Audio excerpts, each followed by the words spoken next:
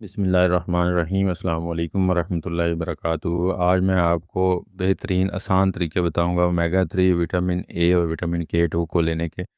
जो हमारे बाज़ार के अंदर जो तरीक़ाकार चल रहा है वो क्या करते हैं कि वो मशीन के अंदर दूध को गर्म कर लेते हैं, उससे मलाई निकालते हैं, फिर उससे क्रीम और फिर मक्खन और देसी घी निकालते हैं। तो इसमें सबसे बड़ा मसला ये है कि जब दूध को आप उबालते हैं तो उससे जो फ़ायदेमंद जरासीम होते हैं वो सारे ख़त्म हो जाते हैं।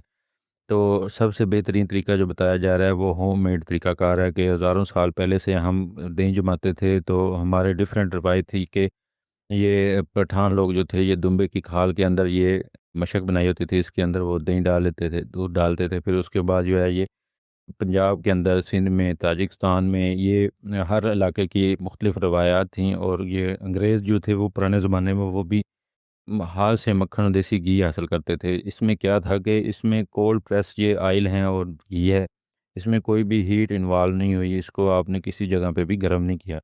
तो हमें यही चीज़ है कि हमें यही तरीक़ाकार इख्तियार करना पड़ेगा कि हमें ओल्ड लाइफ़स्टाइल इख्तियार करना पड़ेगा। जो जब आप दूध को फर्मेंट करते हैं तो उससे लैक्टोबैसिलस होते हैं वो निकलते हैं, और उससे कन्वर्ट क्या करता है कि गाय का जो दूध होता है वो विटामिन ए की प्रीकर्सर फॉर्म जो है वो विटामिन K2 में कन्वर्ट करता है।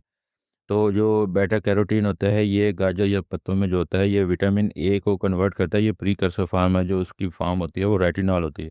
तो जो एलसीबीजी वगैरह से जो एल ए असल होता है वो 1 से 2% से जो है वो एपी और इसमें डीएचए में कन्वर्ट करता है। तो ये जो रिमिनेंट एनिमल्स होते हैं इनके गट बैक्टीरिया जो होते हैं ये इससे हासिल होता है। इनके अंदर जो होता है रूमिनेंट एनिमल्स के अंदर जो है वो जो गाय, भैंस, दुम्बा, ये जो होते हैं इनके अंदर ऐसी अल्लाह पाक ने निज़ाम रखा है कि वो इसके अंदर 5 इस तरह के 4 खाने होते हैं कि जो कि फर्मेंट करते हैं दूध को। तो इसमें यही तरीका है कि आप किसी भी बर्तन में दही जमा लें, उसके बाद इसको ये मुख्तलिफ़ तरीके हैं कि अभी नया तरीका ये आ गया है कि ये ग्राइंडर के ज़रिए आप इसको ग्राइंड करके इसमें से मक्खन निकालते हैं।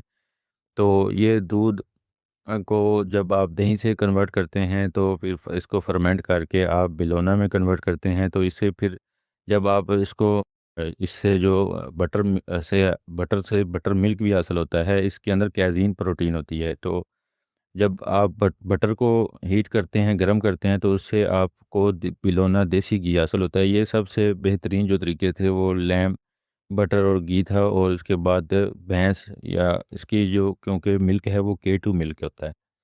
तो इसे सबसे हमारे यहाँ बेहतरीन जो है वो इसके अंदर ओमेगा 3 बहुत ज़्यादा होता है। जो बाज़ार के अंदर जो तरीक़ाकार है वह मैं फिर बता दूँ, इसमें क्या करते हैं कि वो दूध को बॉयलिंग करते हैं, उससे क्या होता है कि तमाम जरासीम ख़त्म हो जाते हैं। फिर उसको ठंडा करके मलाई निकालते हैं, या फिर इसको क्या करते हैं वो एक सेंट्रीफ्यूज मशीन्स के अंदर डालकर दूध को तो उससे क्रीम और बटर और घी हासिल करते हैं।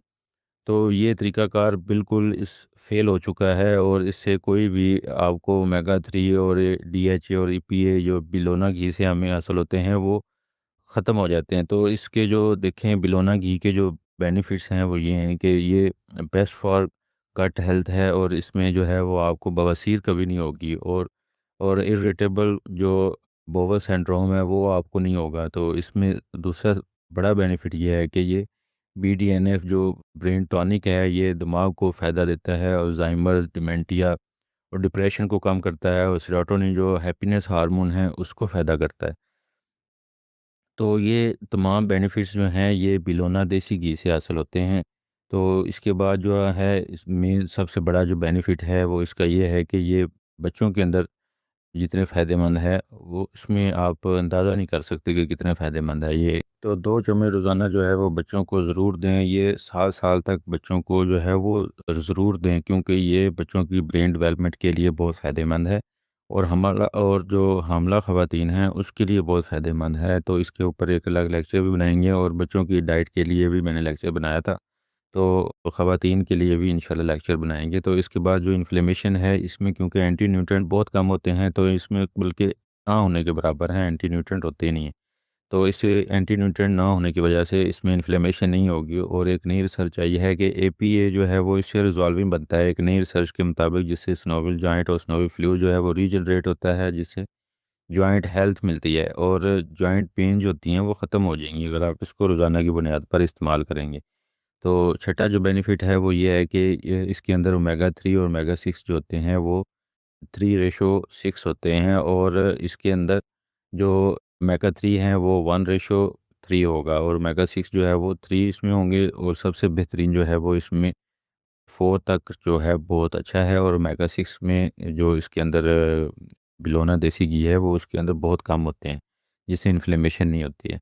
تو یہ اللہ پاک کا نظام ہے کہ اللہ پاک نے یہ جانوروں کے اندر جو ریومیننٹ اینیملز ہیں ان کے متعلق میں نے آپ کو بتایا ہے کہ اس کے اندر 4 چیمبر ہوتے ہیں جس سے دودھ کو یہ فرمنٹ کرتے ہیں، اور اس سے یہ بینیفٹ ہوتے ہیں کہ دودھ جو ہے آلریڈی ان کی باڈی کے اندر فرمنٹ ہو رہا ہوتا ہے۔ تو سب سے بہترین طریقہ کار یہ ہے کہ بیسٹ پروسیس وہ یہ ہے کہ آپ دمبی یا بھینس کا یا اونٹنی کا دودھ لے لیں، اس کو ہلکا گرم کریں اور اس کو فرمنٹ کر دیں، دہی میں سے جاگ لگا دیں، اور 10 سے 12 گھنٹے کے لیے جو ہمارا گھر میں عام طریقہ ہے اس کو دہی بنا کر 10 سے 12 گھنٹے کے لیے رکھ دیں، اور گرمیوں میں اس کا ٹائم ٹیبل جو ہے وہ کم ہو جاتا ہے، تو اس کو گرمیوں میں کم کر سکتے ہیں۔ تو اس سے کیا ہوگا کہ کچے دودھ سے دہی، پنیر اور مکھن جو ہے وہ بہت بہتر ہے۔ تو جو گھی ہے وہ اس سے بہت تھوڑے کم ہو جاتے ہیں وٹامن، لیکن جو مکھن ہے اس میں بہت فائدہ مند ہے۔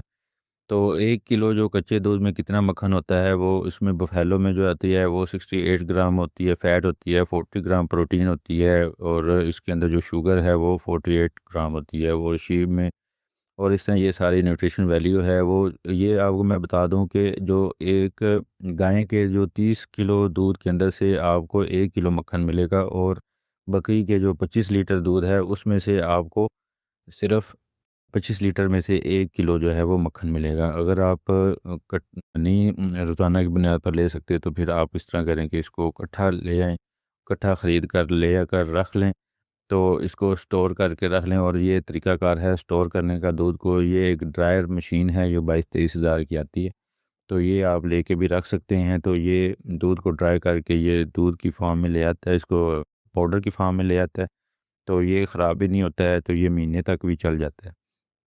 تو جو اگر آپ ان علاقوں میں رہ رہے ہیں جہاں پہ آپ دودھ کو فرمنٹ نہیں کر سکتے یا نہیں کر یہ معاملات نہیں ہو سکتے، تو آپ یہ مشین لے سکتے ہیں۔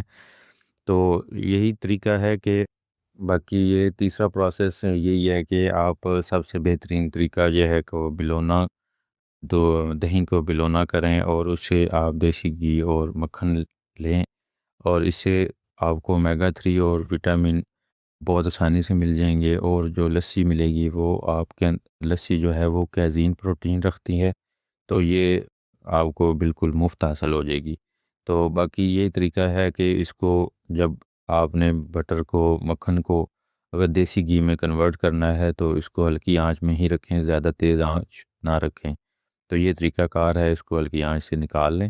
تو اس کے بعد جو خلاصہ ہے وہ یہی ہے کہ آپ گھر کے اندر دیسی گھی اور مکھن نکالیں، اور دمبی کا، بھینس کا اور اونٹنی کا دودھ استعمال کریں، اور روزانہ اگر آپ 30 سے 50 گرام بلونا بٹر لیتے ہیں تو آپ کو وٹامن A، وٹامن K2 اور اومیگا 3 کے ڈیفرنٹ سپلیمنٹس لینے کی کوئی ضرورت نہیں پڑے گی۔ بچوں، لڑکیوں اور حاملہ خواتین کے لیے بہت ضروری ہے، اس لیے ان کو ضرور استعمال کروائیں، اور باقی یہ میں نے آپ کو ریفرنس دے دی ہیں، آپ اس کو مزید اس کی ریسرچ کرنا چاہتے ہیں تو یہ ریفرنس ہیں، کر سکتے ہیں۔ اللہ حافظ۔